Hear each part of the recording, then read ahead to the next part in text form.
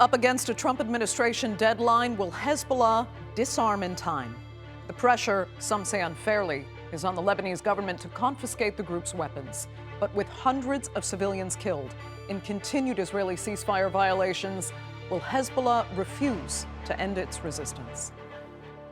I'm Andrea Sankey, and today's Newsmaker is disarming Hezbollah.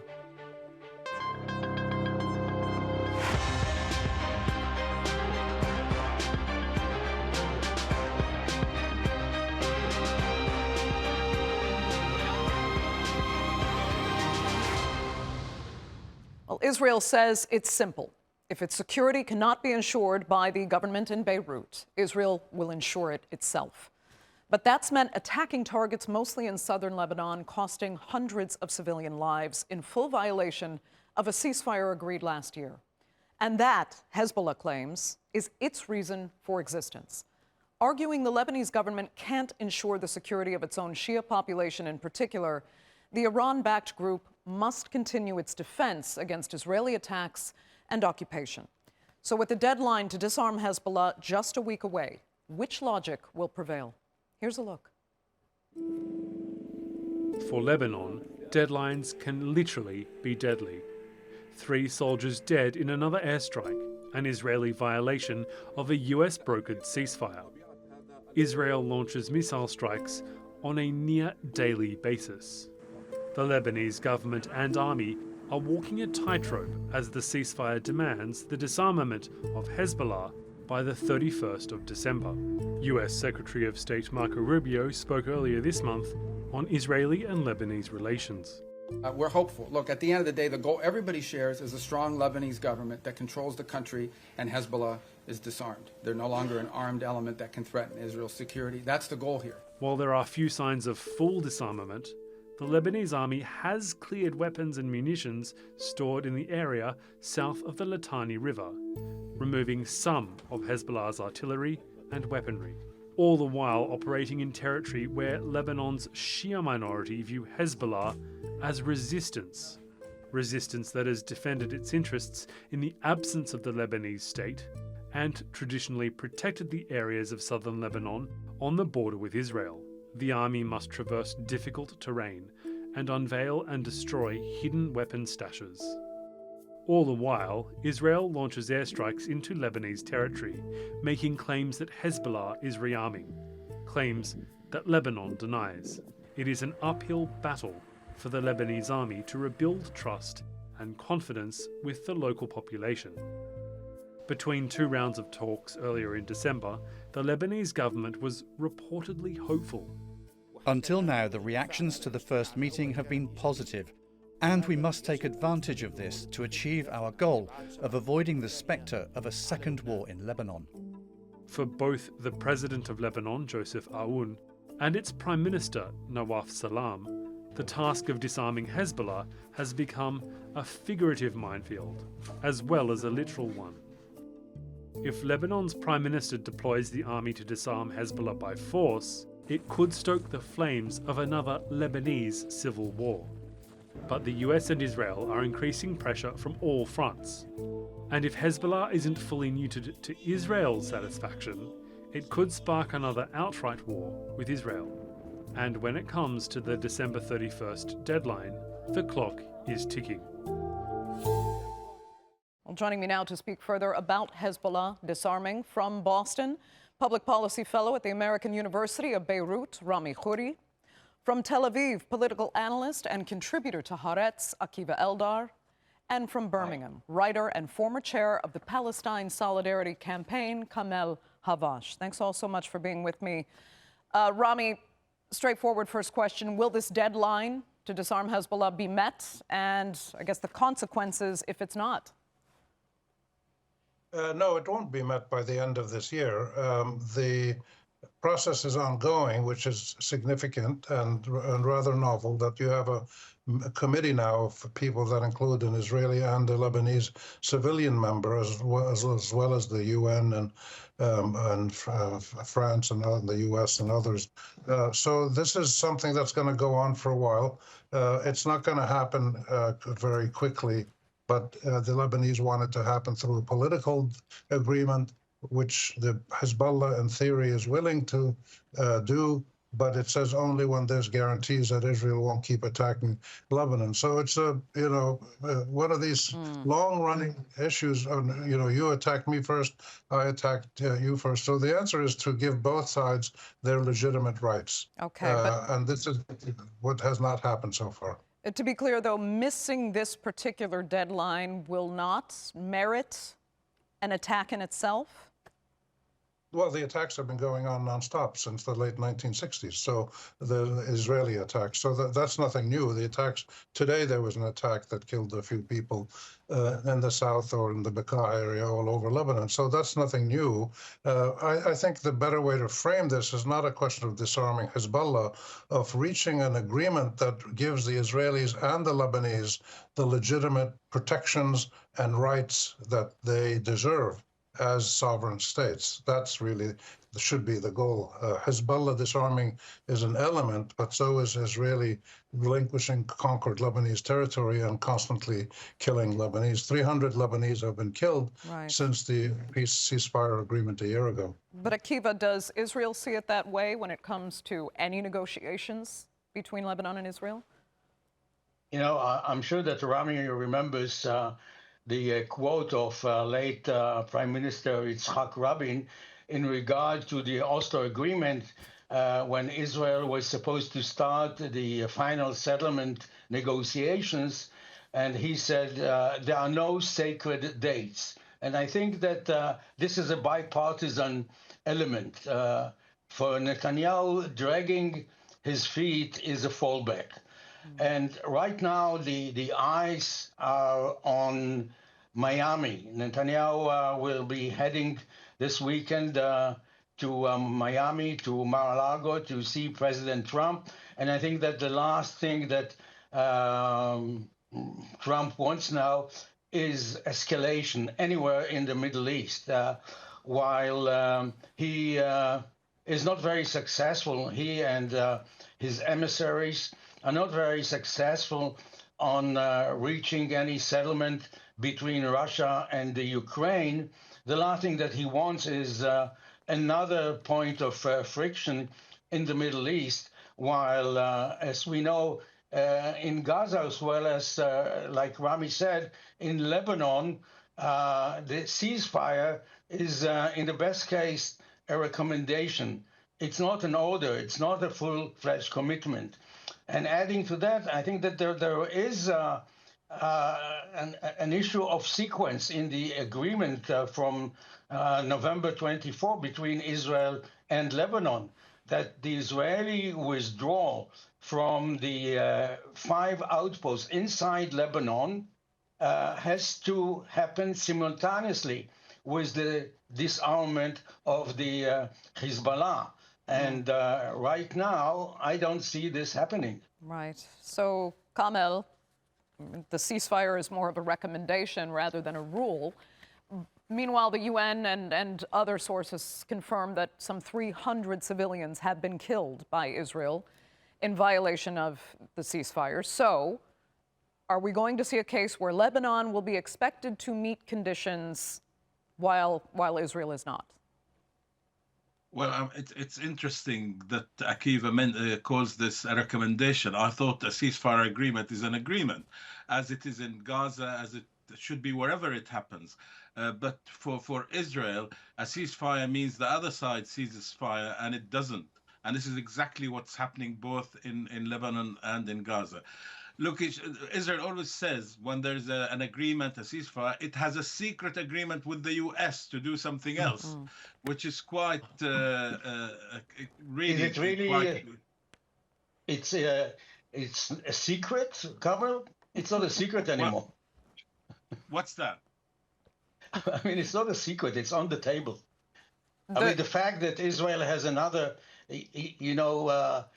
line of communication. No. Sorry, I understand. But but at the beginning of the ceasefire, it said there was a secret agreement with the U.S. Yeah. So yes, the U.S. and Israel are partners. We are not talking about the U.S. being a completely independent country that just wants to see peace in the Middle East.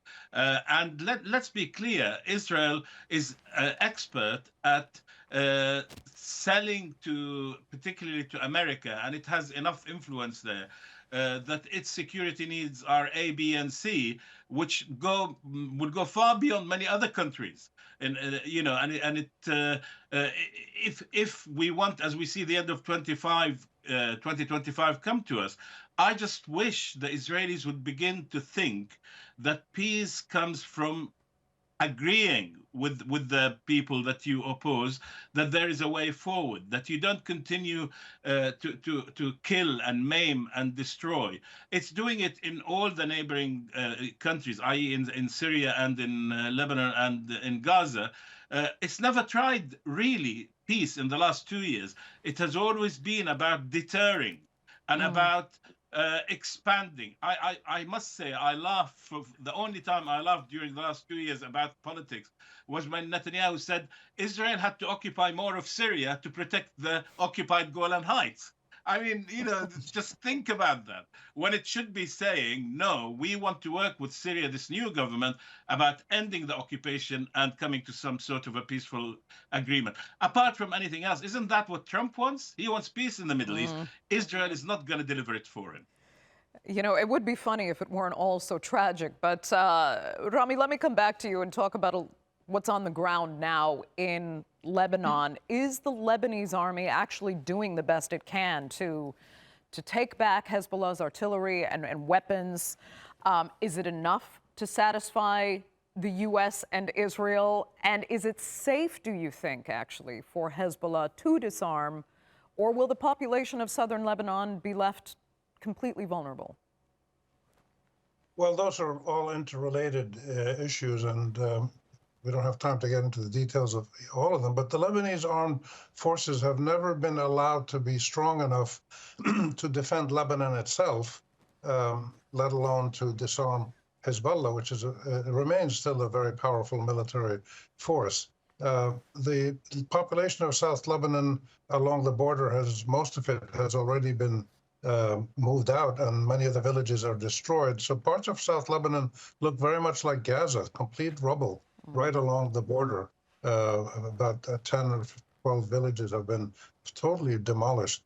And this is a lesson that the Israelis, I think, are sending, or a message are sending, that if people don't comply with its demands, this is their fate. They will be like Gaza. And this is not new. They've done this before. When they went into Jenin camp in 2002 in the West Bank, they destroyed much of the camp in Jenin, the refugee camp. And this is a process that's been going on for years and years in Lebanon, where they do massive destruction, but it doesn't work. This is the problem. The Israelis are very smart people, but they have a blind spot when it comes to people who stand up to them and resist them. And this is one of Lebanon's hallmarks. Are you sure that we are smart, Rami? It's a legend.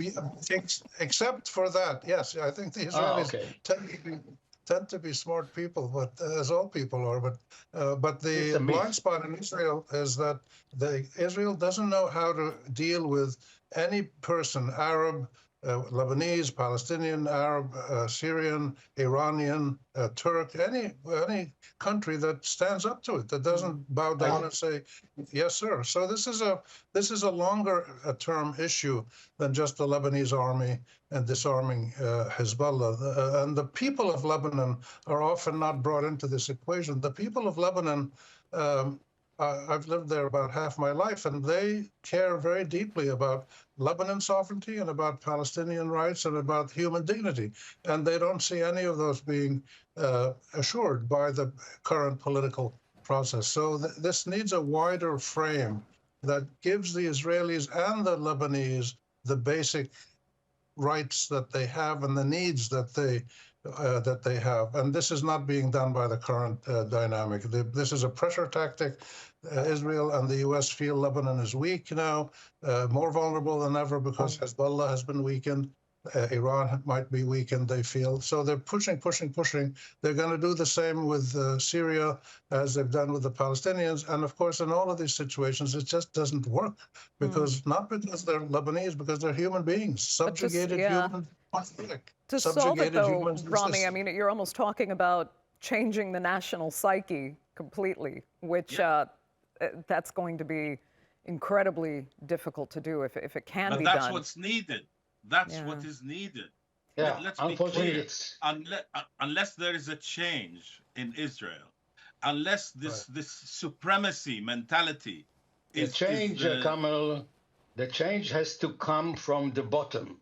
And while we are talking about it, you know, I didn't hear or see anything on this matter with what we are discussing now, the deadline, which is getting crossed on the Israeli media. This kind of a panel doesn't exist in the Israeli media. There is no public or, media appetite to discuss other options rather than using military force.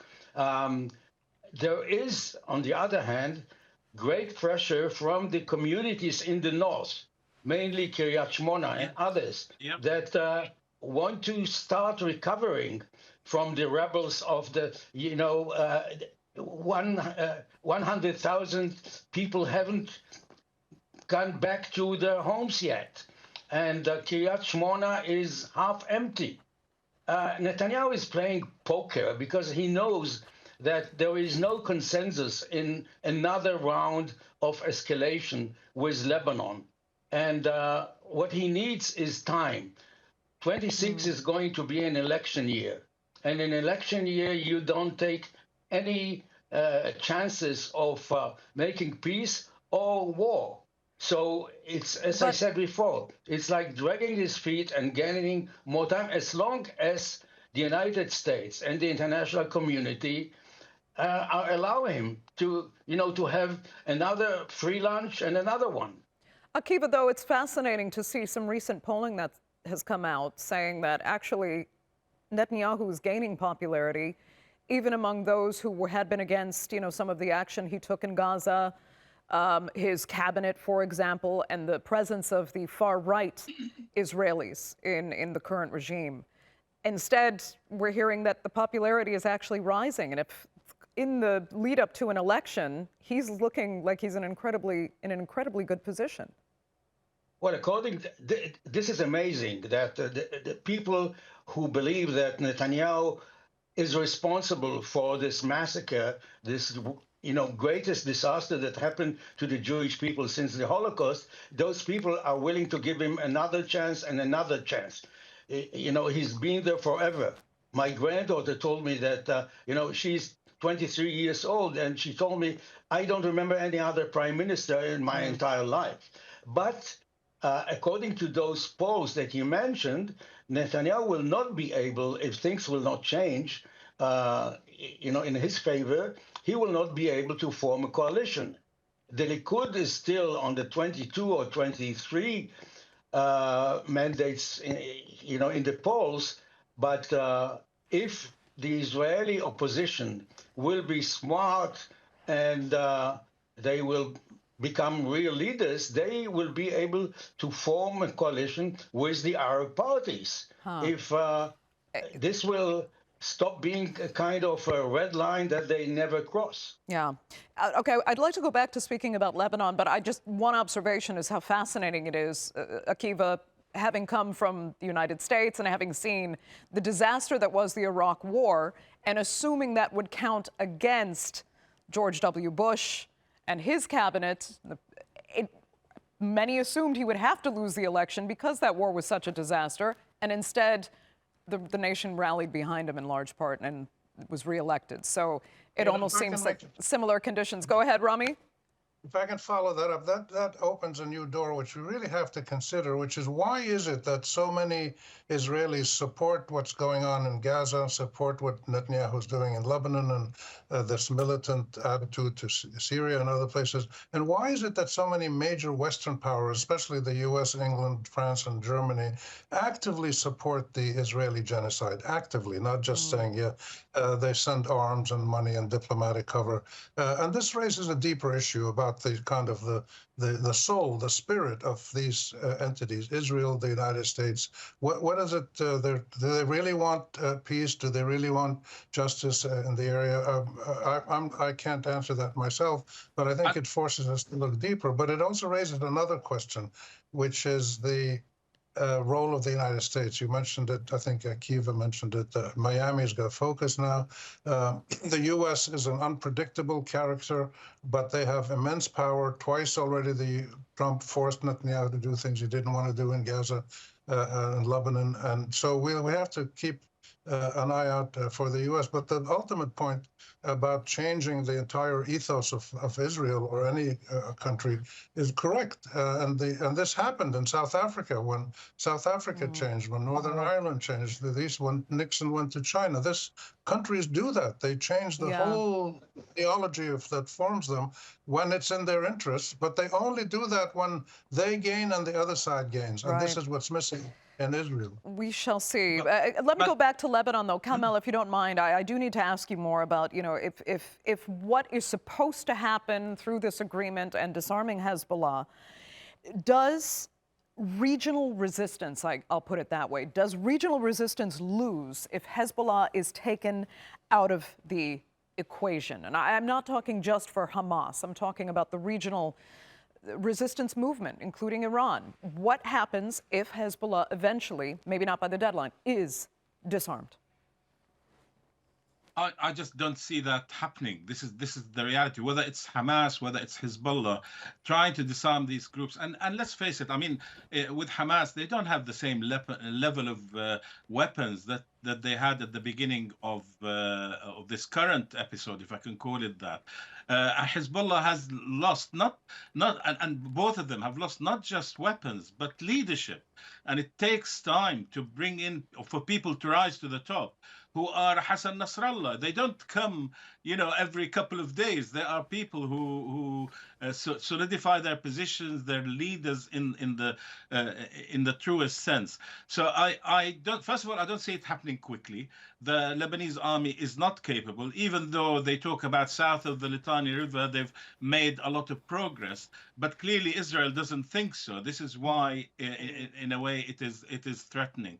But I think there is, if I can go back to the last point, there is a big difference between the people of the West, if I can call them that, and the leaderships. Here in the UK, there is such a divide between Keir Starmer and his government and the people who have, I estimate that in London alone, 10 million people have been out on protests in London since October 2023.